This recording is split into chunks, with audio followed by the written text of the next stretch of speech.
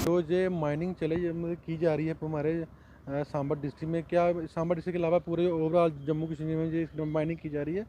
मैं समझता हूँ कि ये एक मतलब कि एक इतना बड़ा एक धंधा बन चुका है ना, इसमें मतलब कि पूरा एडमिनिस्ट्रेशन साथ मिला हुआ है।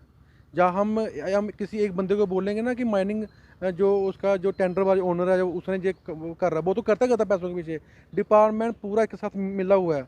आप देखो ना, थोड़े दिनों पहले कठुआ में माइनिंग के कारण जो पुल बैठ गया है, ऐसा ना हो कि ये सेम टू सेम जो है ऐसा हादसा हमारे सांबा में। आप देखो ना, देवका नदी के पास शरेआम वो काम चल रहा है, माइनिंग का काम धरले से किया जा रहा है, कोई इसको पूछने वाला नहीं है। हालांकि वो नेशनल हाईवे है, इधर से कहीं वीआईपी मूवमेंट हो रही है, कहीं ऑफिसर आ जा रहे हैं, उनकी एम्स बन रहा है, और ऐसा ना हो कि इसका जो पानी वो एम्स के अंदर आ जाए।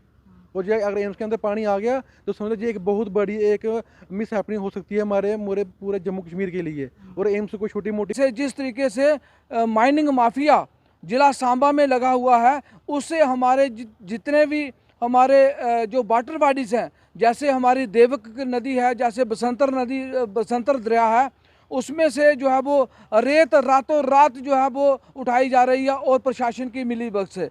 और यहाँ से रेत जो है वो अलग देश के अलग अलग कोने से जो अलग अलग स्टेटों में जा रही है यहाँ से।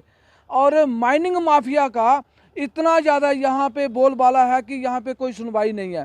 और शरेआम यहाँ पे एम्स के नज़दीक, मैं बताऊँगा कि ज़िला सांबा के नज़दीक जो एम्स बन रहा है, वहाँ पे माइनिंग जो वहाँ पे उठाई जा रही है गैर कानूनी तरीके के रेत, वहाँ पे से पत्थर बजरी जो उठाई जा रही है, तो उनको जो ठेकेदार हैं उनके साथ जो इनका एग्रीमेंट होता है वो होता है कि 1 फुट का या 2 फुट का।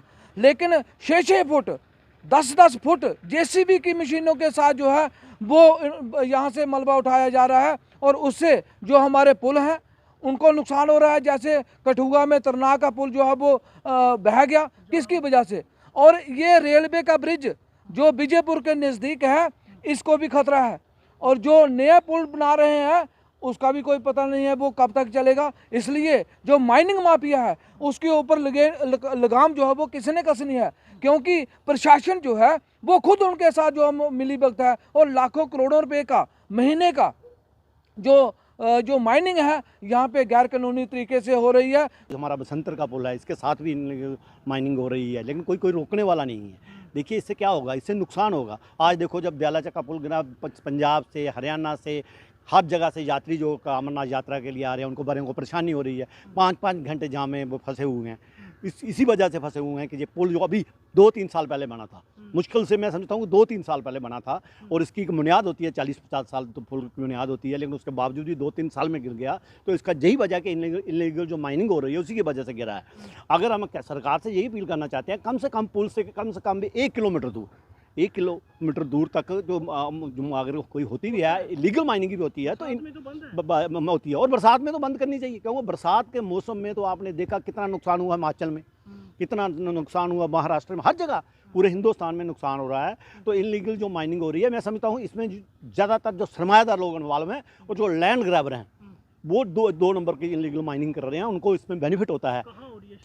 देखो शरेआम हो रही है, सांबा डिस्ट्रिक्ट में तो शरेआम हो रही है, एम्स के पास हो रही है। ये एम्स हमारा दुनिया का, हिंदुस्तान का एक समझो बड़ा सबसे खूबसूरत एम्स बन रहा है। बड़ी मुश्किल से ये चीज़ें बनती हैं, उसके साथ भी जहाँ पे हो रहा है। तो मैं सरकार से और ख़ास करके जो हमारी एडमिनिस्ट्रेशन है डीसी सांबा से अपील करना चाहता हूँ कि जो इलीगल माइनिंग हो रही है इसको तुरंत रोका जाए। अगर नहीं रोका गया तो इसका नुकसान तो होना पड़ेगा। मैं समझता हूँ ये बसंतर का पुल भी गिर जाएगा अगर ऐसे ही चलता रहा। जो बरसात इतनी हो रही है आज, तो मैं समझता हूँ अभी तो 2 महीने बरसात के हैं, अभी तो बरसात शुरू हुई है। तो अगर यही 2 महीने, तो ये जो पुल जो बने हैं जो हमारे एम्स में, ये भी गिर जाएंगे, फिर तो हमारा सारा नुकसान हो जाएगा। एम्स को भी नुकसान हो सकता है। और जो हमारा यात्री यहाँ पे आते हैं, वैष्णो देवी के लिए आते हैं, अमरनाथ यात्रा चल रही है, और भी कई लोग आते हैं, ये तो सारा सिस्टम ही फेल हो गया।